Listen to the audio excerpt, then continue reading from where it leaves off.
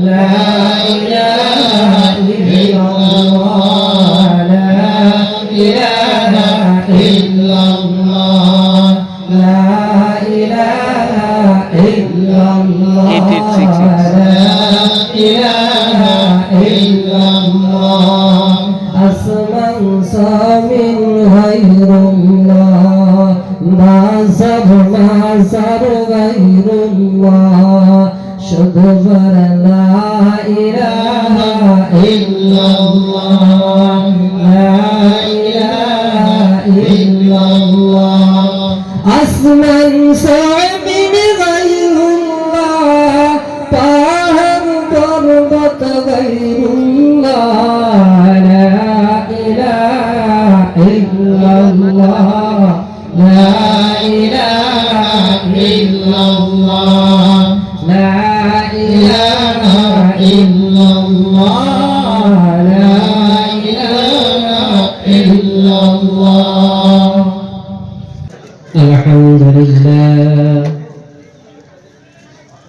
الحمد لله نحمده ونستعينه ونستغفره ونؤمن به ونتوكل عليه ونعوذ بالله من شرور أنفسنا ومن سيئات أعمالنا من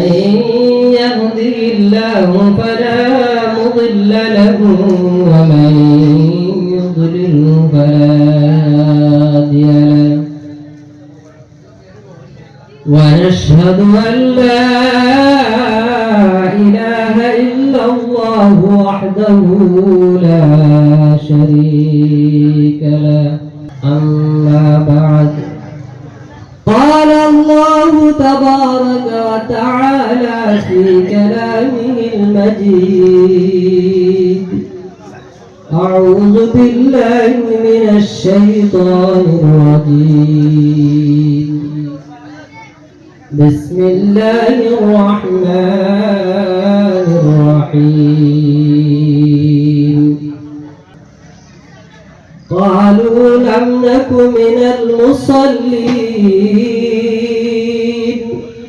ولم نك نطعم المسكين وكنا نخوض مع الخائضين وكنا نكذب بيوم الدين وقال تعالى في موضع آخر إن الله وملائكته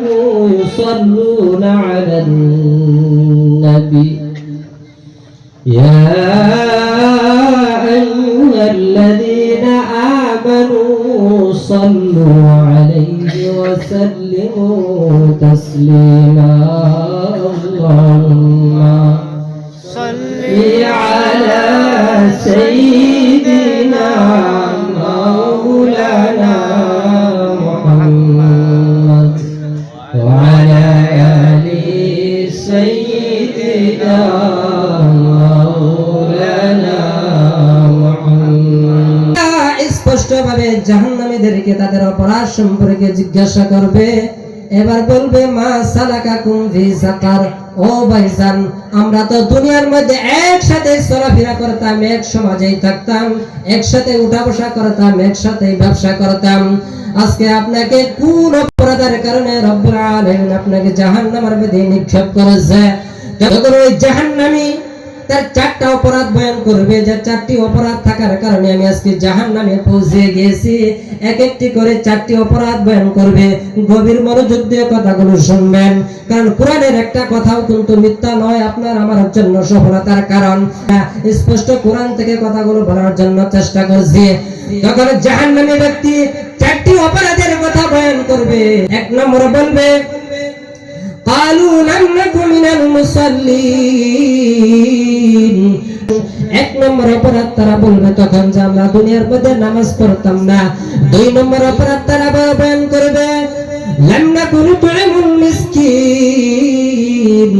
রব্বুল আলামিন আমাকে দুনিয়ার মধ্যে সম্পদশালী বানিয়েছিল।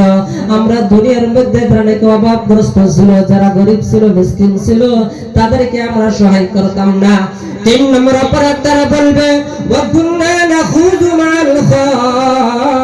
খাইযিন, আমরা দুনিয়ার মধ্যে যারা নাকি ইসলামের বিরোধিতা করত, ইমানের বিরোধিতা করত, ইমানের বিরোধিতা করে, ইসলামের বিরোধিতা করে যারা নাকি ব্যস্ততায় থাকতো, তাদের সমর্থনে আমরাও ব্যস্ততায় থাকতাম। 4 নম্বর অপরাধটা তারা বলবে ওয়া কুননা নুকাযযিবু বিয়াউমিদ্দিন, আমরা কিয়ামতের দিনকে অস্বীকার করতাম। কিয়ামত হবে, হিসাব কিতাব হবে, আমলনামা খোলা হবে। যদি আমল ভালো হয় আপনাকে আমলনামাটা আপনাকে আমাকে ডান হাতে দেওয়া হবে, যদি আমলটা খারাপ হয় আপনাকে আমাকে আমলনামাটা বাম হাতে দেওয়া হবে। আমার শ্রোতা বন্ধুগণ, সেই দিন যদি আমলনামাটা যদি বাম হাতে এসে যায়, আমাদের বিপদের আমরা বিপদের সম্মুখীন হয়ে যাব। এই বিষয়টাকে যারা নাকি অস্বীকার করে কাল কিয়ামতের দিন তারা জাহান্নামে যাইতে হবে। তখন সেই দিন জান্নাতীদের প্রশ্নের উত্তরে এই 4টি অপরাধের কথা জাহান্নামে উল্লেখ করে আফসোসের সহিত বলবে